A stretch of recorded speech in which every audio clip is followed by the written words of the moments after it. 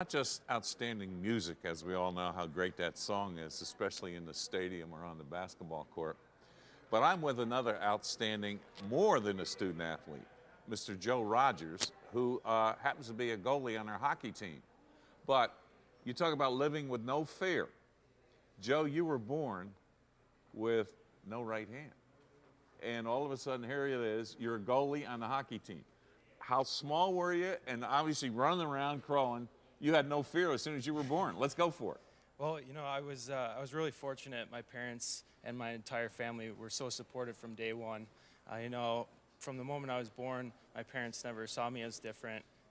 They were in the hospital room, and one of the nurses said that, "Oh, we have a problem." And my dad looked, did a quick check over, and didn't notice anything. And then did another one after they said, "No, look at his hand."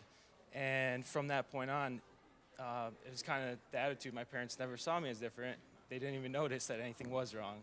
So here you are, a little kid growing up, crawling around. You got guys in the neighborhood. You're playing sports, playing games, and trying to be one of the guys that can participate. How did you get the bug for hockey? Hockey runs deep in my veins. My dad played and his brothers played. My grandpa coached. My great-grandfather would always plow the river in his backyard for the kids to skate. So it was just meant that I was going to be a hockey player. All right, so then all of a sudden you decide you want to be a goalie. So you brought your glove. Show me how you wear this glove on your right hand, and obviously you're doing something else with that left hand. Sure, yeah. So I have a special glove designed by Vaughn Custom Goalie Hockey Manufacturer. Yeah. And basically inside they just have an extra strap placed. To go around your wrist. Goes around my wrist. I'm able to tighten it down, tighten this one, and then the rest is the same as any other glove. And I just lace it up, and you're ready. Ready to go. And there's something in your left hand. What is that? Besides this microphone? Yeah, there's a big blocker glove and holding a stick. And that just puts you in a position to defend the goal. It sure does. You also got to know some guy named Jim Abbott, a baseball player, yes, who had one arm. I did. Coincidentally, Jim grew up down the road from me. We're both Michiganders, and from a young age, I had baseball cards of Jim. My parents got them, and I looked to him for inspiration. Growing up, I was able to actually meet Jim, and we've become good friends over the years.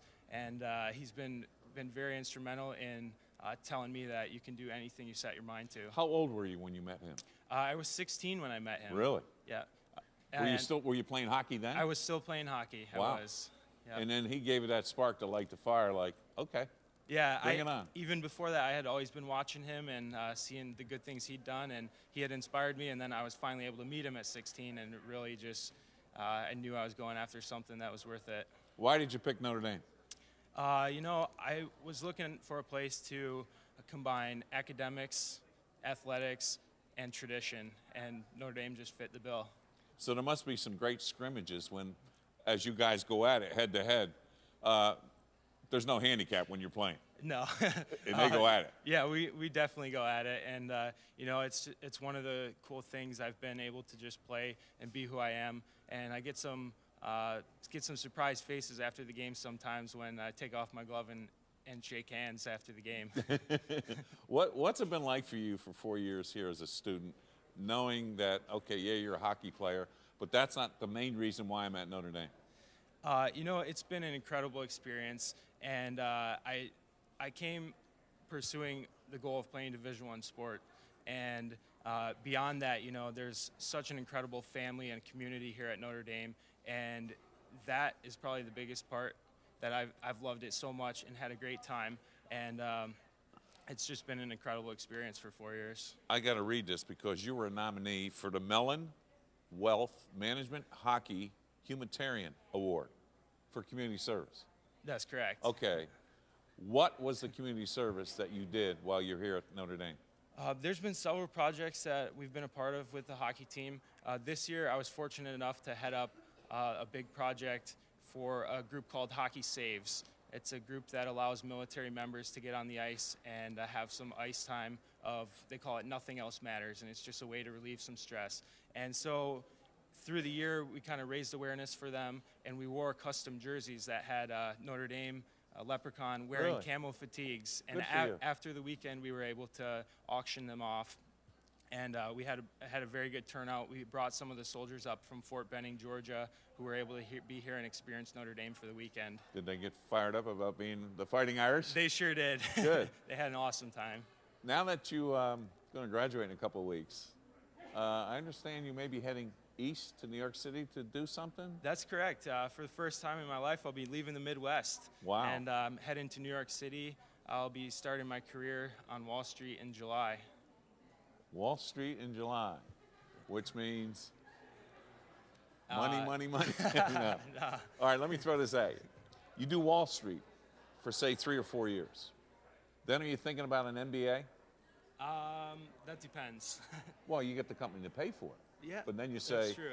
you pay for me to get an MBA, I'll come back and give you 5 years, just like a ROTC military scholarship, right? But the more important thing is, with that MBA and what you learn on Wall Street, now I'm assuming that by the time you're 30, because I put life in decades, your first 2 decades you get a credential, 20 to 30 you go after it, make that dream become a reality, and from 30 to 50 you're going to make it happen. I'm assuming by the time you're 30, aren't you looking to become the president of some organization to take from what you've learned from team sports and leadership into the game of life? Yeah, absolutely. Some of my long-term goals are to start my own company and be able to take some of the skills I learned here at Notre Dame, leadership and camaraderie, and be able to build something great and give back. Having what you've been through in your life, obviously at your age now, there's no fear, and there's no such thing as a handicap. What advice can you give to people out there today, no matter what their handicap is, how can you still believe in yourself and go out and win in the game of life? Well, I like to live by 3 things. One is embrace who you are. The second is always follow your dreams. And the third is to never give up. No matter what life throws at you, there's ups and downs, and it's just how you keep moving forward. And everyone has their struggle, but what makes you a great person is how you fight through that. Well, Joe, I am going to shake that right hand because I really admire and respect what you've done, and you've got to understand this. This is what Notre Dame's all about. This is the real Notre Dame. When we look at our buddy Joe, who obviously is one in the game of life, is going to win on Wall Street and become a legend behind the scenes with that name of Notre Dame behind his credentials. Thank you. Thank you for having me on. It's been a pleasure.